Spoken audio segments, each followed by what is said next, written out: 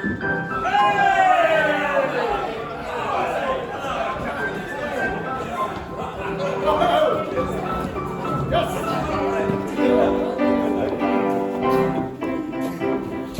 sail the ocean blue, and the saucy ships of beauty. We are sober men and true, and attentive to our duty. When the forces are free on the bright blue sea, we stand to our guns all day. When at anchor we ride on the Portsmouth tide, with plenty of time for play. Ahoy, ahoy, ahoy, ahoy, the bright blue sea. We stand to our guns all day.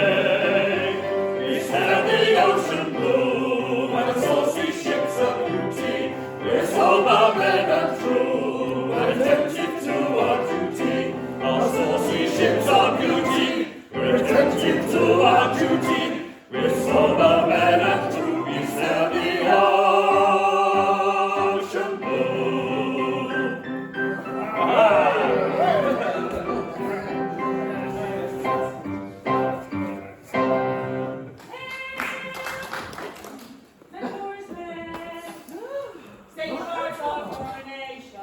Buttercup!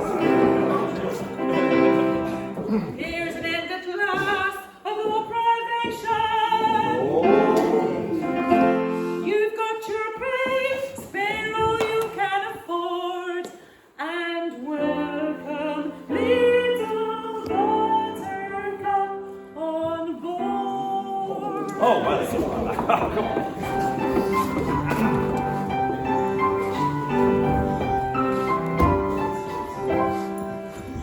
I'm cold Little Buttercup, dear Little Buttercup, though I could never tell why. But still I'm called Buttercup, poor Little Buttercup, sweet Little Buttercup, boy. I've snuff and tobacco and excellent Jackie. I've citizens and watchers and knives. I've ribbons and lace to snap off the faces of pretty young sweethearts and wives. I've treacle and toffee, I've tea and I've coffee, soft Tommy and succulent chops. I've chickens and ponies and pretty little ponies and excellent peppermint drops. Settle by of your Buttercup, dear Little Buttercup, sailors should never be shy. So buy of your Buttercup, poor Little Buttercup, come of your Buttercup, boy.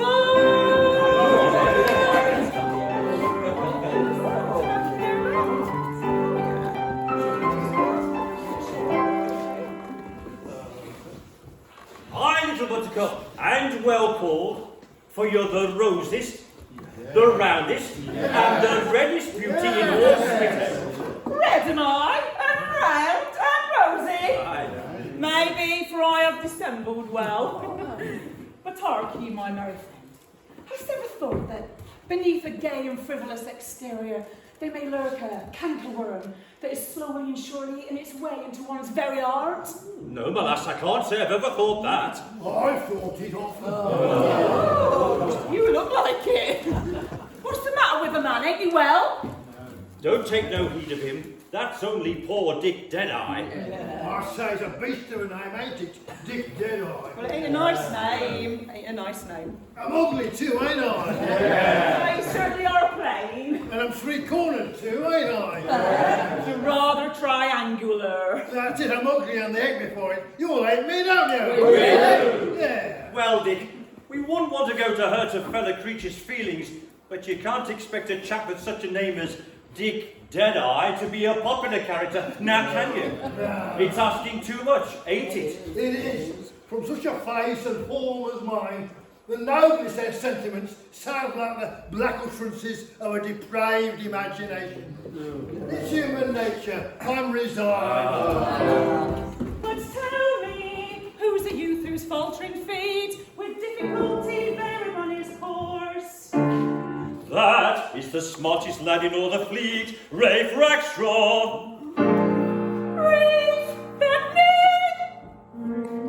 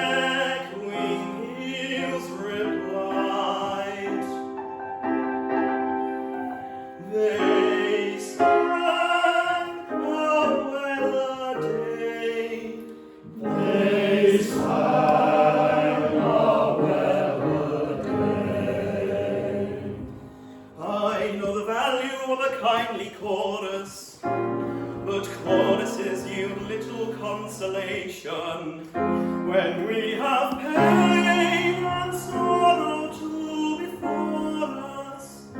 I love and love the lass above my station.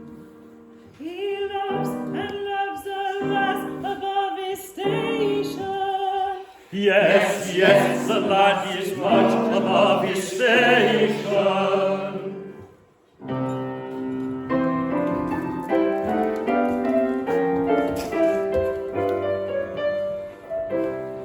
A maiden fair to see, a pearl of minstrelsy, a bud of blushing beauty, for who proud nobles sigh, and with each other vie to do her menial's duty. To do her menial's duty. A suitor lowly born with hopeless passion torn, and poor beyond denying, has dead for her to pine, in whose exalted shrine a world of wealth is sighing. A world of wealth is sighing. Unlearned he in aught save that which love has taught, for love has been his tutor. Oh, pity, pity me, a captain's daughter she, and I that lowly suitor. Oh, pity, pity me, a captain's daughter she, and I that lowly suitor.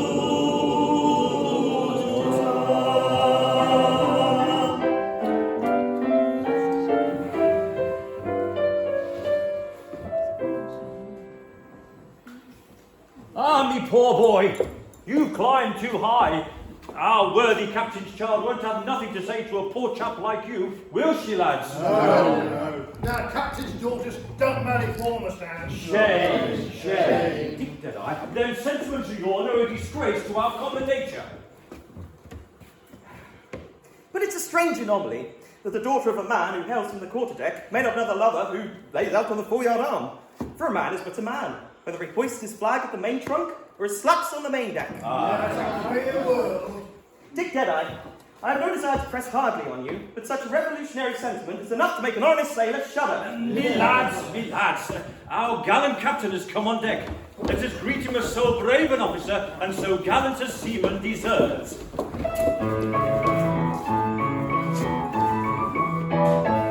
My gallant crew, good morning. Sir, good morning. I hope you're all quite well. Quite well, and you, sir? I am in reasonable health, and happy to meet you all again. You do us proud, sir.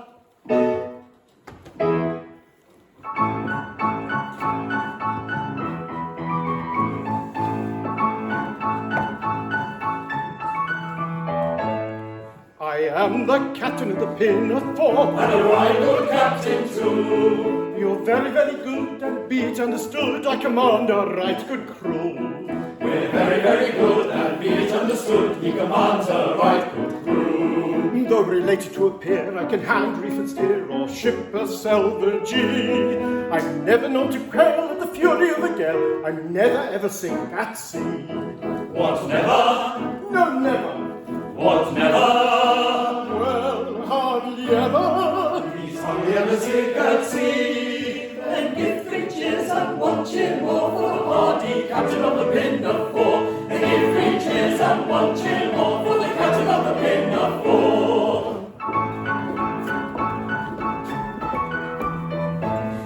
I do my best to satisfy you all. And if we're quite content, You're exceedingly polite, and I think it only right to return the compliment. you're exceedingly polite, and he thinks it's only right to return the compliment. Bad language or abuse I never use, whatever the emergency. Oh, bother it, I may occasionally say I never use a big D. What, never? No, never. What, never? Well, hardly ever. Hardly ever swears a big D. Then give 3 cheers and 1 cheer more for the well-bred captain of the Pinafore. They give 3 cheers and 1 cheer more for the captain of the Pinafore.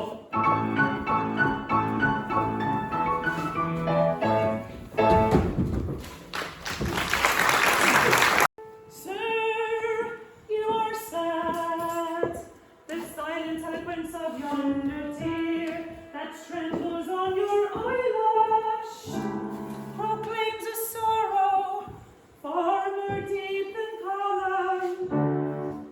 Confide in me, fear not, I am a mother.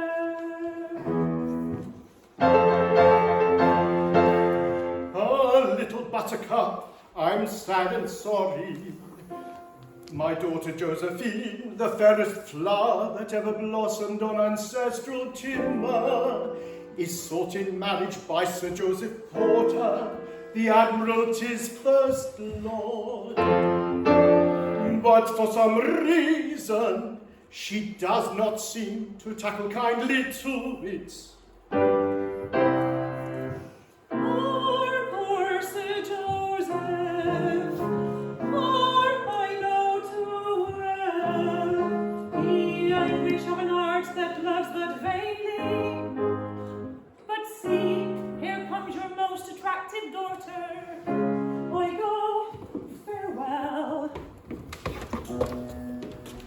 A plump and pleasing person.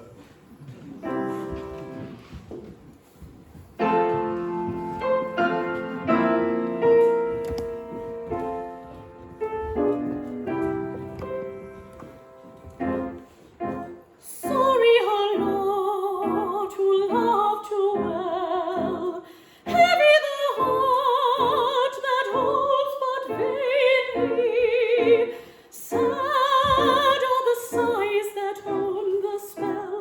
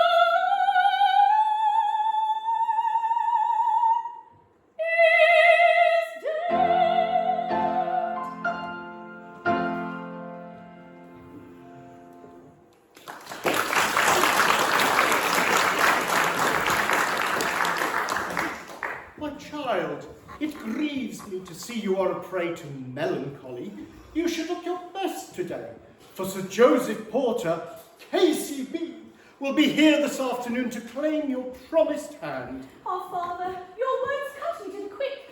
I can esteem, reverence, venerate Sir Joseph, for he is a great and good man. But, oh, I cannot love him. My heart is already given. It is then, as I feared, given, and to whom? Not to some gilded lordling. No, Father, the object of my love is no lordling. Oh, pity me, for he is but a humble sailor on board your own ship. Impossible! Yes, it is true, too true. Oh, fie! I blush for the weakness that allows me to cherish such a passion. I hate myself when I think of the depths to which I have stooped in permitting myself to think tenderly of one so ignobly born.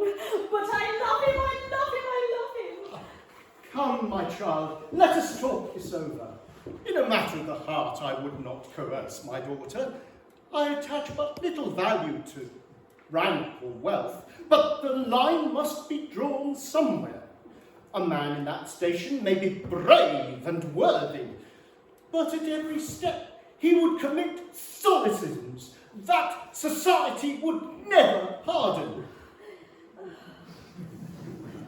Oh, Father, I have thought of this night and day, but fear not.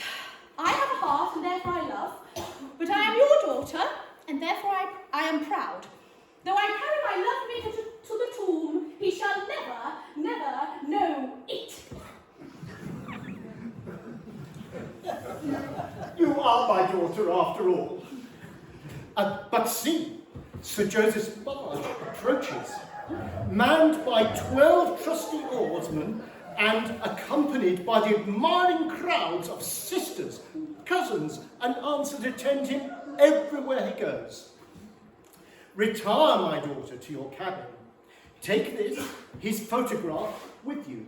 It may help to bring you to a more respectable frame of mind. My own thoughtful father. Oh, really?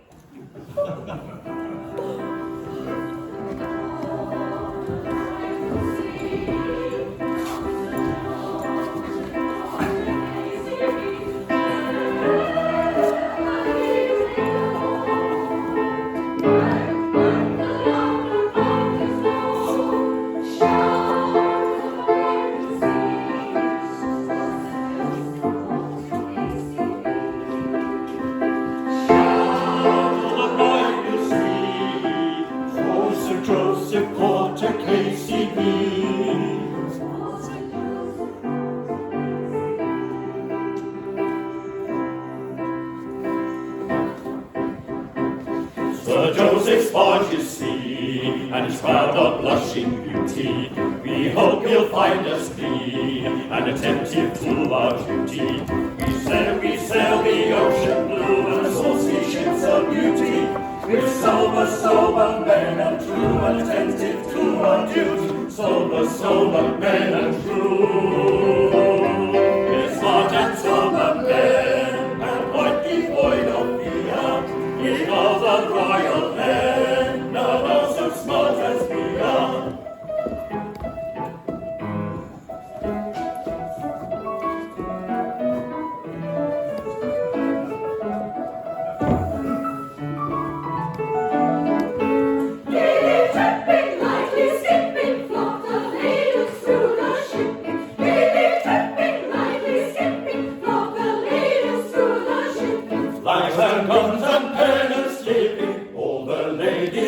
The shipping. Sailors rightly, always rightly, welcome ladies so politely. Ladies who can smile so brightly, sailors welcome most politely, welcome most politely. Sailors rightly, always rightly, welcome ladies so politely. Ladies out and sober men, and quite devoid of fear, in all the royal men, none are so smart as we are. Ladies who can smile so brightly, sailors welcome most politely.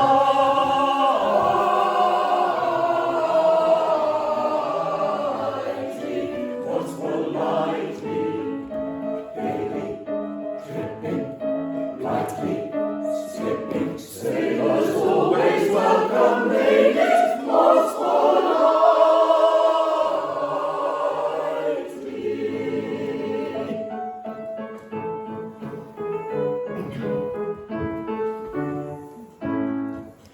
Now give 3 cheers, I'll lead the way. Hurrah, hurrah, hurrah!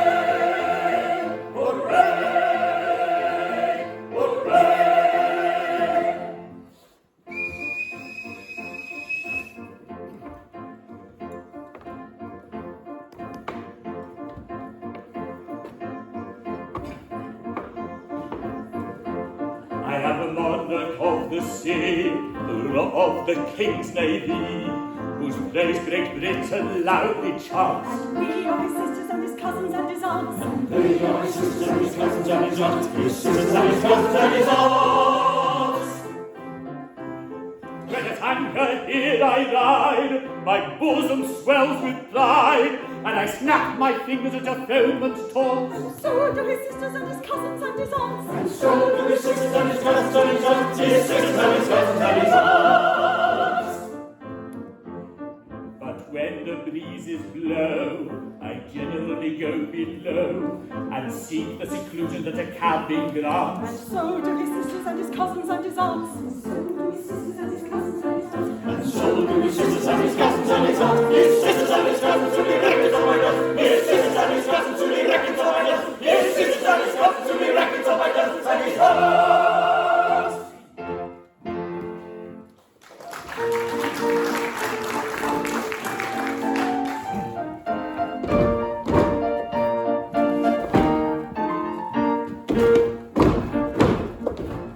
When I was a lad, I served a term as office boy to an attorney's firm. I cleaned the windows and I swept the floor, and I polished up the handle of the big front door. He polished up the handle of the big front door. I polished up that handle so carefully that now I am the ruler of the King's Navy. He polished up the handle so carefully that now he is the ruler of the King's Navy. As office boy I made such a mark that they gave me the post of junior clerk. I served the list with a smile so blunt, and I copied all the letters in a big round hand. He copied all the letters in a big round hand. I copied all the letters in a hand so free that now I am the ruler of the King's Navy. He copied all the letters in a hand so free that now he is the ruler of the King's Navy. In serving lists I made such a name that an article clerk I soon became. I wore clean collars and a brand new suit for the pass examination at the Institute. For the pass examination at the Institute. That pass examination did so well for me that now I am the ruler of the King's Navy. That pass examination did so well for me that now he is the ruler of the King's Navy. Of legal knowledge I acquired such a grip that they took me into the partnership. That junior partnership, I ween, was the only ship I ever had seen. Was the only ship he ever had seen. But that kind of ship so suited me that now I am the ruler of the King's Navy. But that kind of ship so suited me that now he is the ruler of the King's Navy. I grew so rich that I was sent by a pocket borough into Parliament. I always voted at my party's call, and I never thought of thinking for myself at all. He never thought of thinking for himself at all. I thought so little they rewarded me by making me the ruler of the King's Navy. He thought so little they rewarded me by making him the ruler of the King's Navy. Now landsmen all, whoever you may be, if you want to rise to the top of the tree, if your soul isn't fettered to an office stool, be careful to be guided by this golden rule. Be careful to be guided by this golden rule. Stick close to your desks and never go to sea, and you all may be rulers of the King's Navy. Stick close to your desks and never go to sea, and you all may be rulers of the King's Navy.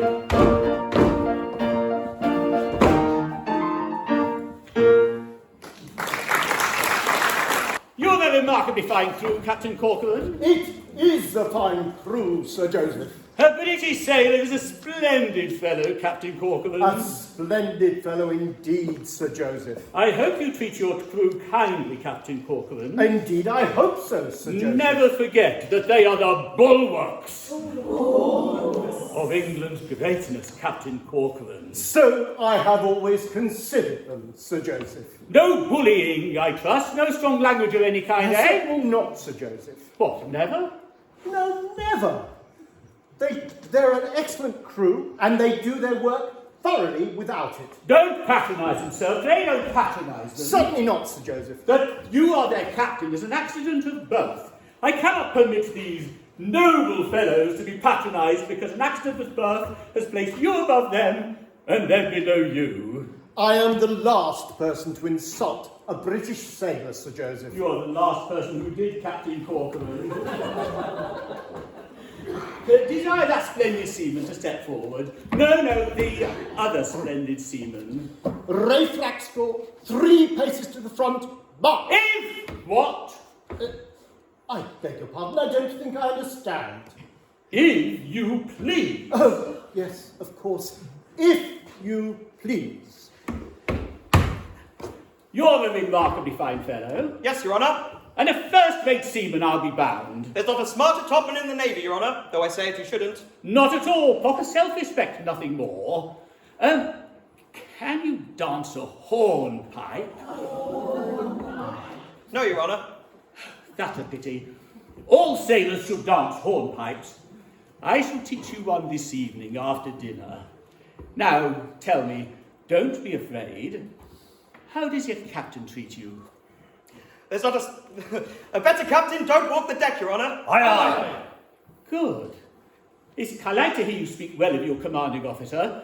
I dare say you don't deserve it, but still it does you credit. Can you sing? I can hum a little, Your Honour. Then hum this at your leisure. It is a song I have composed for the use of the Royal Navy. It is designed to demonstrate independence of freedom and action in the lower branches of the service, and teach the principle that a British sailor is any man's equal, excepting mine. Now, Captain Corcoran, a word with you in your cabin on a tender and sentimental fashion. Aye, Sir Joseph. Boatswain, in honour of this joyous occasion, ensure that extra grog is served to the ship's company at 7 bells. Beg pardon, if what, Your Honour? If what? I don't think I understand you. If you please, Your Honour. What? The gentleman is quite right. If you please. If you please. For I hold that on the seas, the expression, if you please, a particularly gentlemanly tone implants. So do his sisters and his cousins and his aunts. And so do his sisters and his cousins and his aunts. His sisters and his cousins and his records of my guns and his hearts.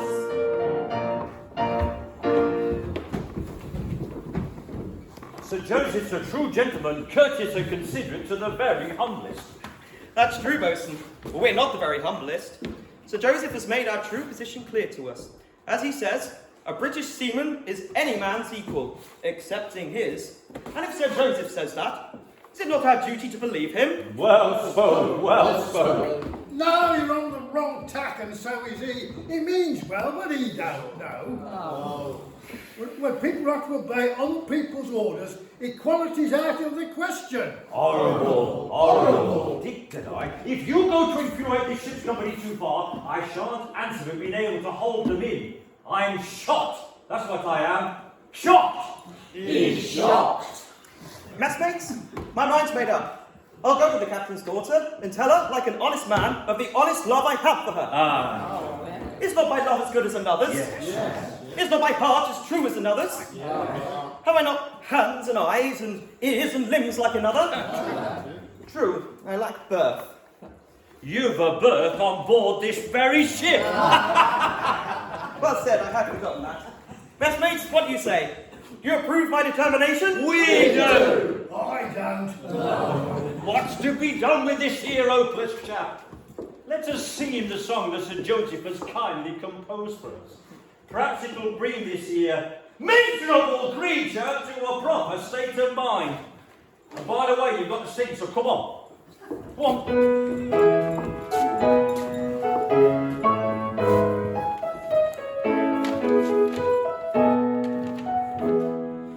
A British heart is a soaring soul, as free as a mountain bird. His energetic fist should be ready to resist a dictatorial word. His nose should pant, and his lips should curl. His cheek should flame, and his brow should curl. His bosom should heave, and his heart should glow. And his fist be ever ready for a knockdown. His nose should pant, and his lips should curl. His cheek should flame, and his brow should curl. His bosom should heave, and his heart should glow. And his fist be ever ready for a knockdown blow. His eyes should flash with an inborn fire, his brow with scorn be wrung. He never should bow down to a domineering frown, or the tag of a tyrant tongue. His foot should stand, and his throat should growl. His hair should swirl, and his face should scowl. His eyes should flash, and his breast protrude, and this should be his customary attitude. His foot should stamp, and his throat should growl. His hair should whirl, and his face should scowl. His eyes should flash, and his breast protrude, and this should be his customary attitude. His attitude, his attitude, his attitude.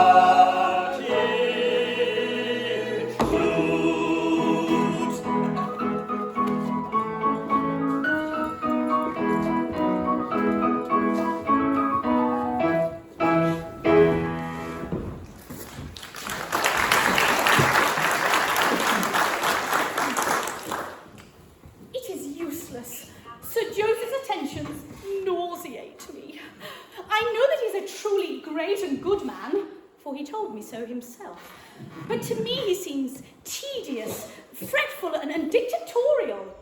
Yet his must be a mind of no common order, or he would not dare to teach my dear father to dance the hornpipe on the cabin table.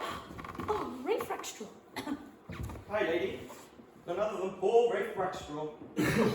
How my heart beats. And why poor, Rafe? I am poor in the essence of happiness, lady. Rich only in never-ending unrest. In me, there meet a combination of antithetical elements that are at eternal war with one another, driven hither by objective influences, thither by subjective emotions, wafted one moment into blazing day by mocking hope, plunged the next into the Cimmerian darkness of tangible despair. I am but a living ganglion of irreconcilable antagonisms. What? I hope I make myself clear, lady. Perfectly. His simple eloquence goes to my heart. Oh, if I dare, but the thought is madness. Dismiss these foolish fancies. They taught you but needlessly. Come, make one effort. I will. One. Josephine! Sir! Aye, even though Jove's armoury were launched at the head of the audacious mortal whose lips, unhallowed by relationship, dared to breathe that precious word, and yet I would breathe it once, and then perchance be silent evermore. Josephine, in one brief breath, I will concentrate the hopes, the doubts, the anxious fears of 6 weary months. Josephine, I am a British sailor, and I love you. Sir, this audacity! Oh, my heart, my beating heart. This unwarrantable presumption on the part of a common sailor. Common, oh, the irony of the word. Oh, sir, you forget the disparity in our ranks. I forget nothing, haughty lady. I love you desperately. My life is in your hand. I lay it at your feet. Give me hope, and what I lack in education and polite accomplishments, that I will endeavour to acquire. Drive me to despair, and in death alone I shall seek consolation. I am proud, and cannot stoop to implore. I await your word. You shall not wait long. Your proffered love I haughtily reject. Go, sir, and learn to cast your eyes on some village maiden in your own poor rank. They should be lowered before your captain's daughter. Refrain, audacious star, your suit from pressing. Remember what you are and whom addressing. Refrain, audacious star, your suit from pressing. Remember what you are and whom addressing. Refrain, audacious star, remember what you are. I love my rank to scorn in union holy. Were he more highly born, or I more lowly? I'd love my rank to scorn in union holy. Were he more highly born, or I more lowly?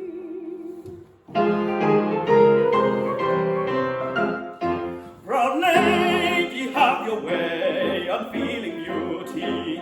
You speak and I obey, it is my duty.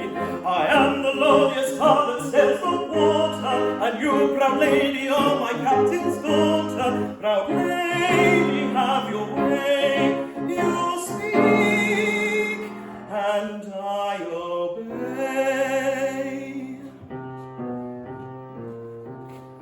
My heart with anguish torn bows down before her.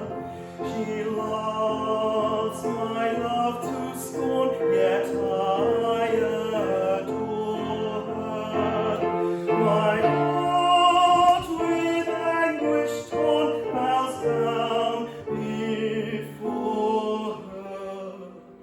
She loves my love to scorn, yet I adore her. Refrain, audacious star, your suit from pressing. Proud lady, have your way, unfeeling beauty. I love my rank to scorn in union holy. Were he more highly born, or I more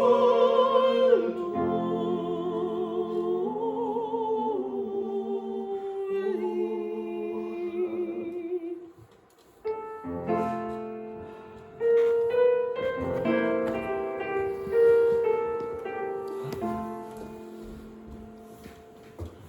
Can I survive this overbearing, or live a life of mad despairing? My brother love despised, rejected. No, no, it's not to be expected.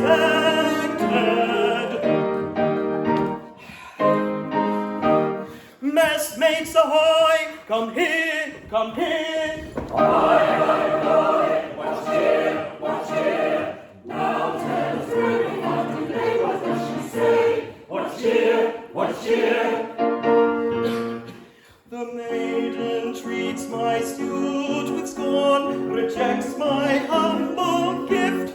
Milady, she says I am ignobly born, and cuts my hopes adrift. Milady, Oh, cruel one. She spurns your suit. I told you so. I told you so. Shall we submit? Are we mistakes? Love comes alike to high and low. Return the sailors through the waves. And shall we sit to insult? No, no. You must submit. You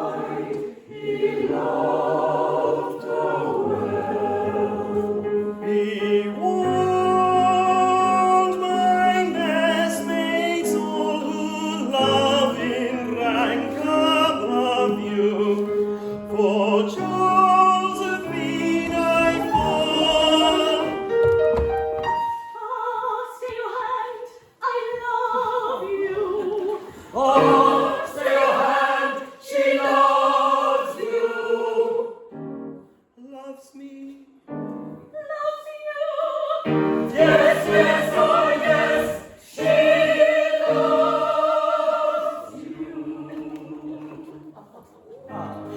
Oh, joy, oh, rapture unforeseen, for now the sky is all serene. The God of day, the orb of love, has hung his ensign high above. The sky is all ablaze with wooing words and laughing song. We'll chase the lagging hours along, and if we find the maiden boy, the murmur forth the chorus joy. In great heavy delays. This one is Josephine, but though the sky is now serene, a frowning thunderbolt above may spoil their ill-assorted love, which now is all ablaze.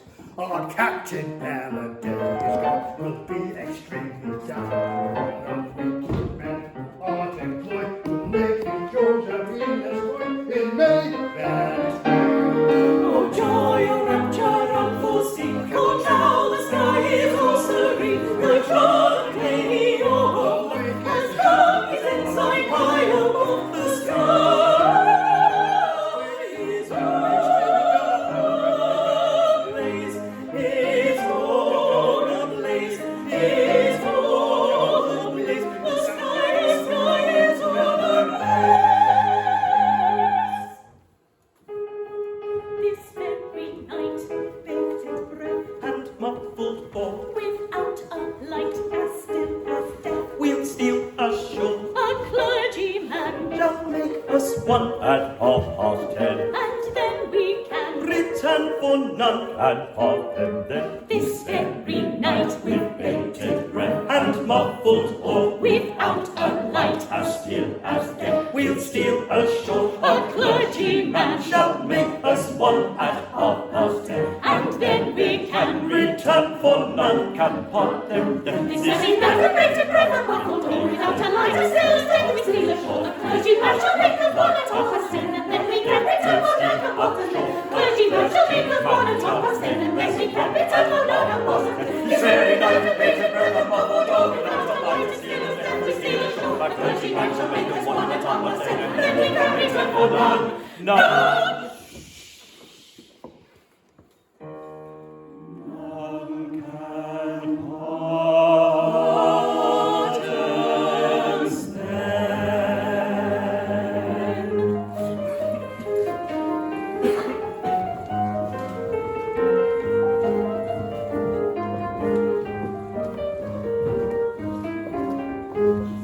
Forbear, so carry out the scheme you planned. She is a lady, you a former's hand. Remember, she's your gallant captain's daughter, and you the meanest slave that plows the water.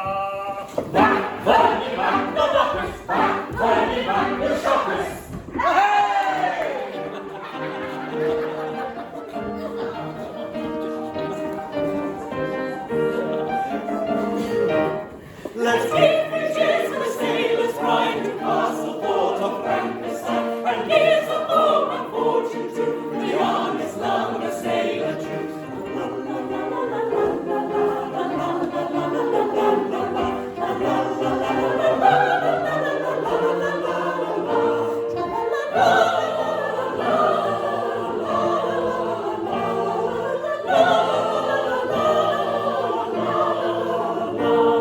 Let's keep bridges for sailors' pride to castle port of Frankenstein, and here's a home and fortune too, for the honest love of a sailor true.